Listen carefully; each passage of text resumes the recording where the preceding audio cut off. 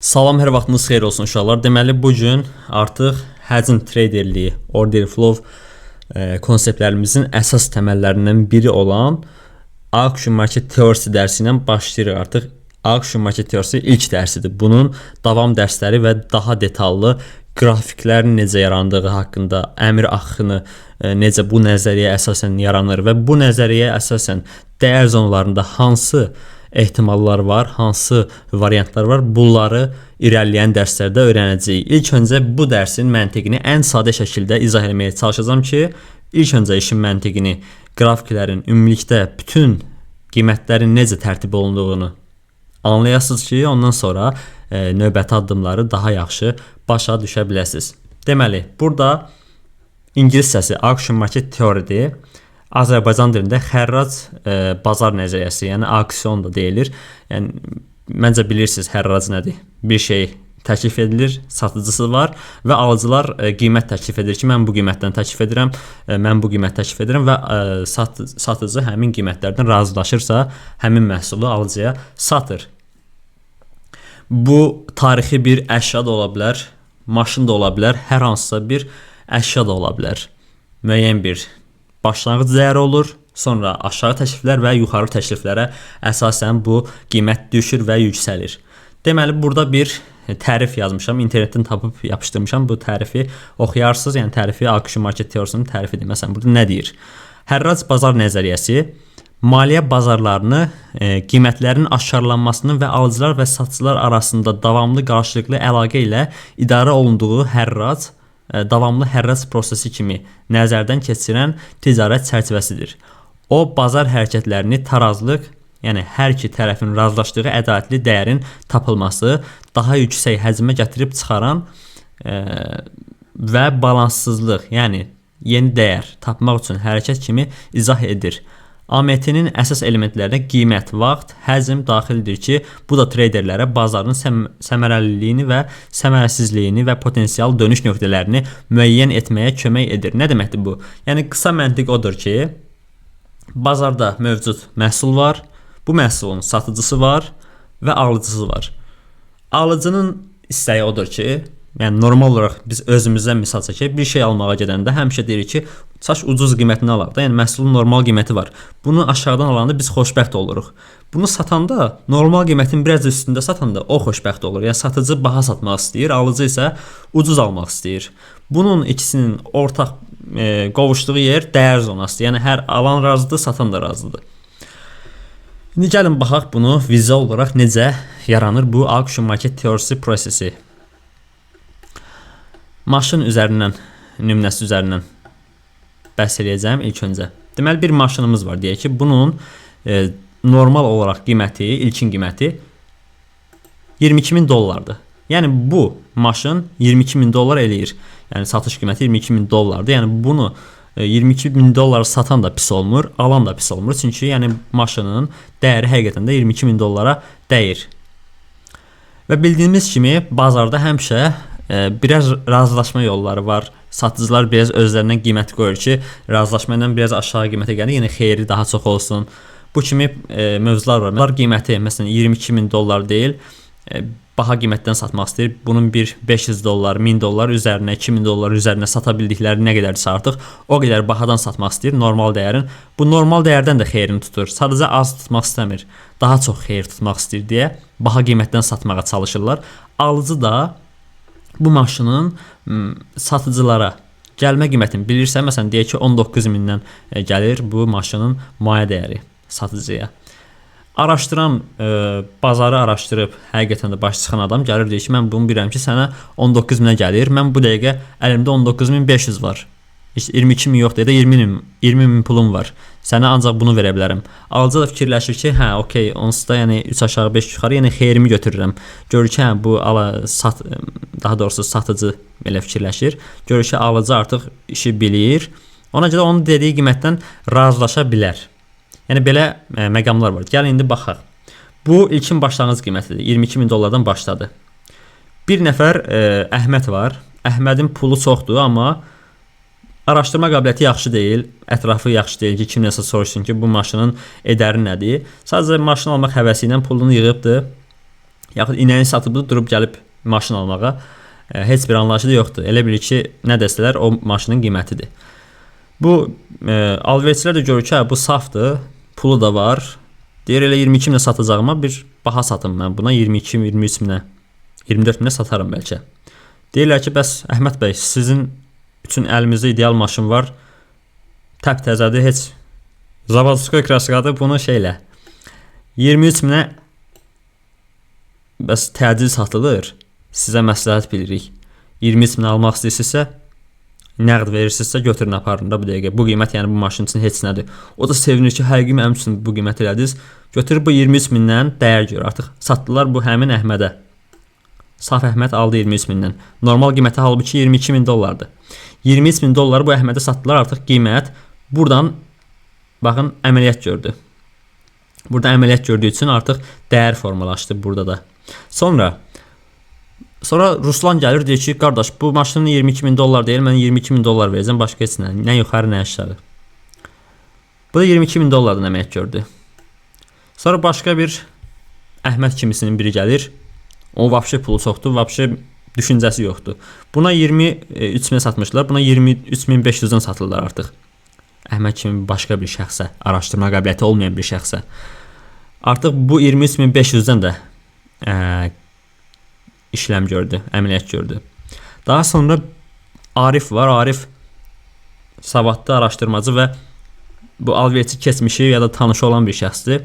Artıq bazarın içini bilir, bu maşının gəlmə dəyərini bilir. Gəlir deyir ki, məsələn, bu maşını sizə filan qiymətdən gəldiyini bilirəm və mən bu qiymətdən almaq istəyirəm. Bu qiymətdən də yuxarı bir qəpik də qalxmayacağam. Satıcı da görür ki, bu dirəşibdir. Deyir, yaxşı, gəl sənə 21.500-dən satıram məhsulu. Maşını götürdü, apardı 21.500-dən və buradan əməliyyat gördü artıq, ticarət gördü. Və bu şəkildə yavaş-yavaş bu məhsulun dəyər zonası formalaşır. Dəyər zonası nədir? Bir məhsulun qiyməti var. Bu qiymətin qalxa biləcəyi yerlər var. Məsələn, buralara qalxa bilir. Bir də düşə biləcəyi yerlər var. Məsələn, maya dəyərinin çox altına enmədən normal qiymətlə maya dəyəri aralığında bir yerlərdə qala bilir. Məsələn, buralarda ya da ki, maşının öz dəyərinin üstünə biraz çıxa bilirlər. Bu Əhməd kimi saflar gələndə. Və həmişə alıcı ucuzdan almaq istəyir, satıcı bahadan satmaq istəyir və bu şəkildə bir dəyər formalaşır həmişə daimi olaraq. Əməliyyatlar görə belə bir aralıq yaranır. Artıq el arasında məlumdur ki, bu maşının minimum qiyməti 19-20 min, maksimum qiyməti də 24 mindir. Halbuki maşının öz qiyməti 22 min dollardır. Və nə olur? Sonra bu alıcılar bu Əhməd kimi adamlar görür çoxdur bazarda. Deyir, qoy elə satım. Buna 24 min nədir? Qoy 27 min. Başlayır bu qiyməti süni şəkildə artırmağa satıcılar. Satıcılar qiyməti artırır. Əhmədlər azalandan sonra bazarda Akiflər qalır. Akiflər deyir ki, qardaş, mən bu məhsula 22 mindən yuxarı çıxan deyiləm. Hələ imkan varsa aşağı da almaq istəyirəm. Amma burada nə olur? Bu qiymətdən satıldığını görən digər alıcılar da hamısı qiyməti ora çəkirlər. Dəyər görməyə başlayır. Burada Əhmədlər hamısı bu qiymətlərdən alırlar. Bu qiymətdən alandan sonra Əhmədlər qurtardaq bazarda. Akif kimi ya da normal qiymətdən almaq istəyən şəxslər deyir ki, qardaş, yox, mən bu maşına pul verən deyiləm bu qədər. Artıq satıcılar öz aralarında rəqabətə girir ki, aşağıdakı Akif kimi müştəriləri qaçırmasınlar. Başlayırlar deyir ki, qardaş, mən aşağıdan satacağım. O deyir ki, yox, mən ondan da aşağı satacağım və qiymət hara qayıdır? İlkin dəyər zonasına, hansı ki, maşının xalq tərəfindən və satıcılar tərəfindən qəbul olunmuş bir normal qiymət aralığı var, ora qayıdır. Təkrar qayıtdı o aralığa. O aralığı qayıtdı və yenə burada başladılar almağa, satmağa. Sonra normal qiymətdən almaq istəyənlər də qutardı bazarda, qaldı Akif kimi araşdırmacı, alverçi, dostu, tanışı olan adamlar. Deyirlər ki, yox qardaş, mən ucuzdan almaq istəyirəm. İmkan varsa bunu 17.500-ə ver, mən alım. Digər Ruslan da deyir 17.500, Cavid də deyir 17.500. Artıq burada deyirlər ki, salmışıq bu qiyməti, danışaq. Məsələn, Akif ala bilirsə mən niyə almayayım ki? Gözləyirlər, artıq satıcılar bu dəfə satmaq istəmirlər. Niyə? Çünki artıq deyirlər mənə heç bir xeyir qalmır, niyə satmağı? Artıq alıcı çoxalıb, satıcı olmadığı zamanda qiymət artıq başlayır yüksəlməyə. Yaxşı, gəl 19.500, 20.000 deyə təzədən qayıdırlar dəyər aralığına. Yəni bu dəyər aralığında həmişə alan razı, satan razıdır. Çünki burada satıcı da xeyir götürür, alıcıya da çox baha olmur. Deyək ki, qiymət bu şəkildə formalaşır. Necə olur? Bunun vizual görüntüsü bizə tradingdə volume profile nədir? Məsələn, bəlkə də çoxunuz bilirsiniz. Həcm profili. Filan qiymətlərdən qiymətin gördüyü həcmi göstərir. Nə qədər alqı və satqı olubdur. Toplamını həcm adlanır. Bunları görəcəksiniz irəli dəstələrdə. Baxırıq, görürük nə olubdur. Ən çox ticarətin olduğu yer bu dəyər zonasıdır, hansı ki qiymətin normal aralığıdır.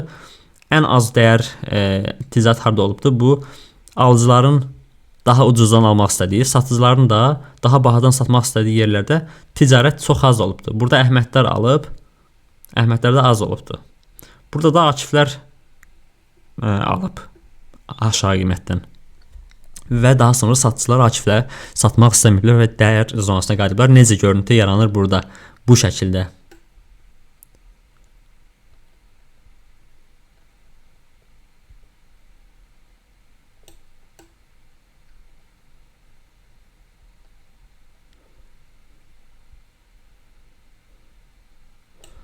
Baxın, burada bizə profil belə şişkini göstərir. Niyə? Çünki ən çox həcm harda olur? 22.000 dollardır. Niyə? Çünki məhsulun zaten öz qiyməti 22.000 dollardır.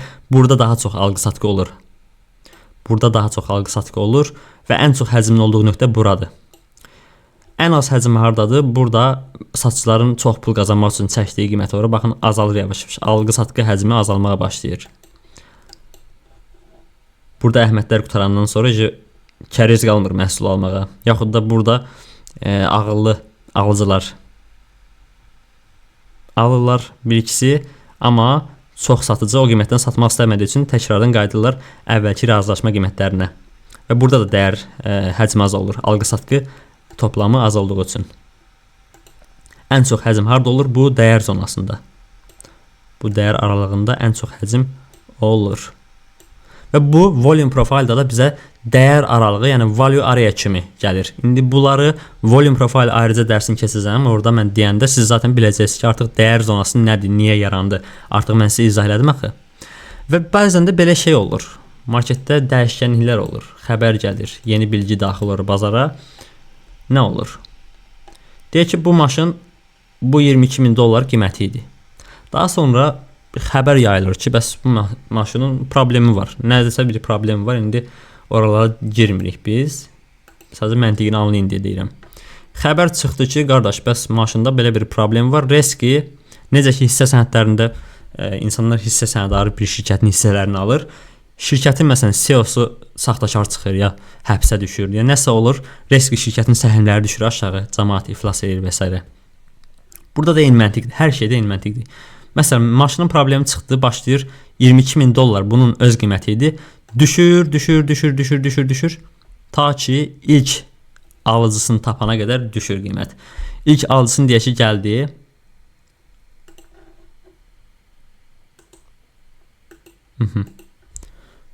$12.000 dollarda tapdı.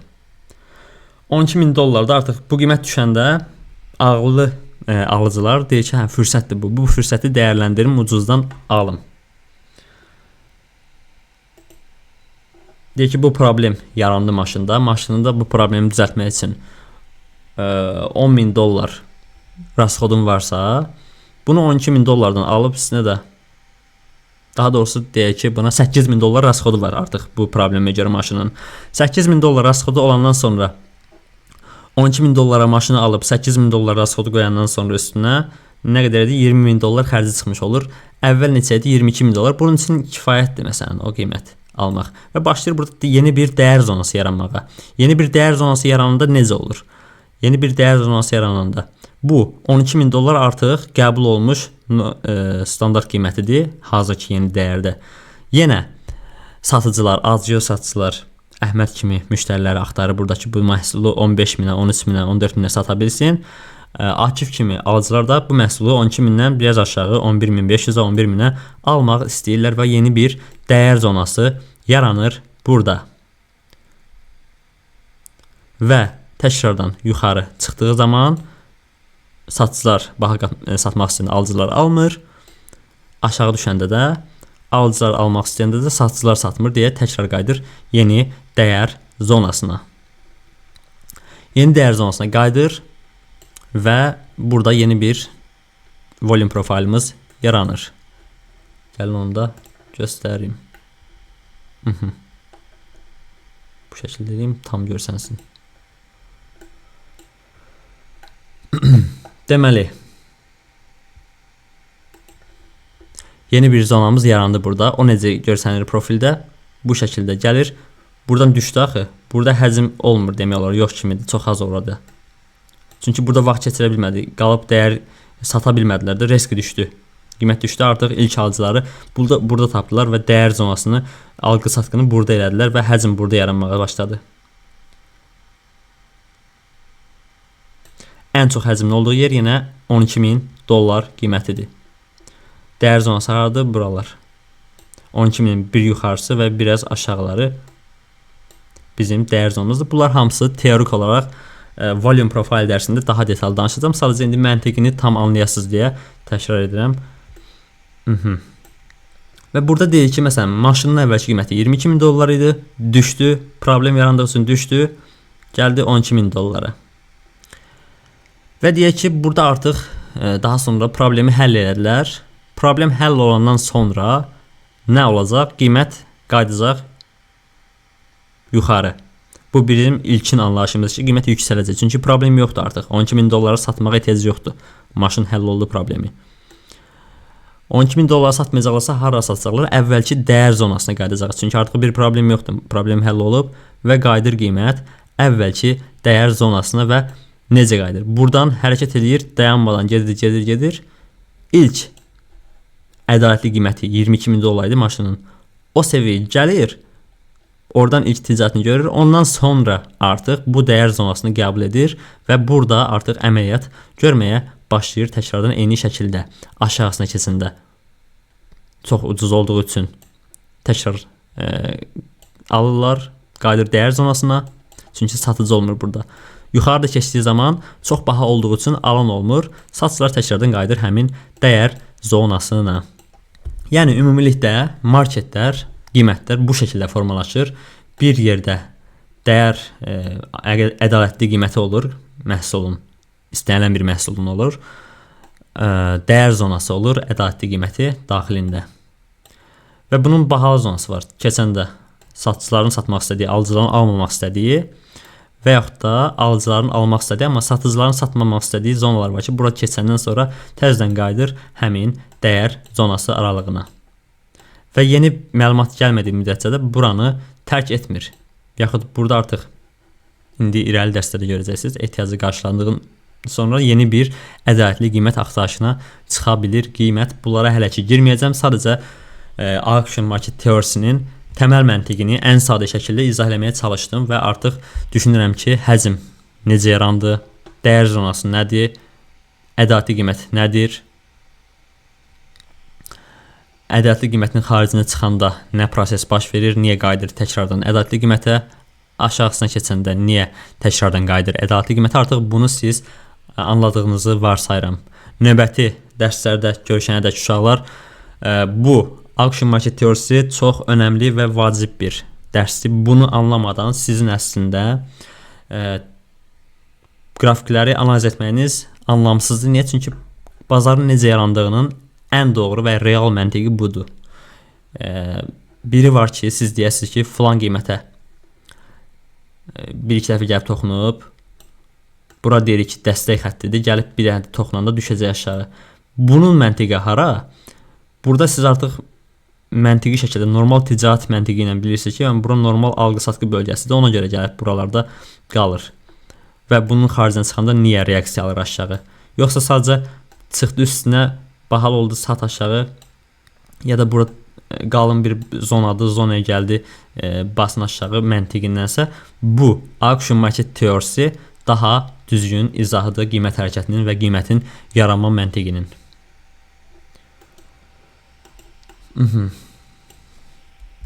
Belə uşaqlar, növbəti dərslərdə görüşənədək özünüzə yaxşı baxın.